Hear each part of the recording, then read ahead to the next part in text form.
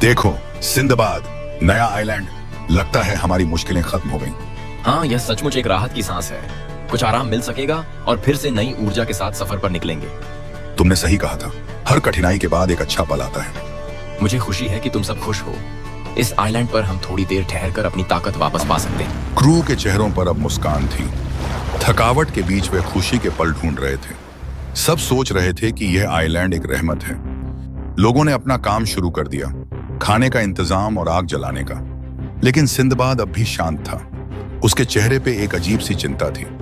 सब लोगों की खुशी के बीच कुछ था जो उसके मन में शांति नहीं ला रहा था। जब सब लोग अपनी मस्ती में खो गए थे, सिंदबाद ने आइलैंड के अंदर जाने का फैसला किया। उसके मन में एक सवाल था, यह जगह इतनी शांत क्यों है? समुंदर के बीच एक आइलैंड, लेकिन बिल्कुल हरकत नहीं, हवा तक नहीं चल रही थी। सिंदबाद ने देखा कि सब कुछ बिल्कुल शांत था। जमीन के नीचे एक अजीब सी हलचल थी। तभी उसने एक छुपी हुई सच्चाई महसूस की। यह कोई आइलैंड नहीं था, बल्कि एक जिंदा क्रीचर की पीठ थी। क्रू अब भी अपनी खुशी में मग्न था, लेकिन उन्हें अंदाजा नहीं था कि उनका आराम सिर्फ कुछ पल का मेहमान है।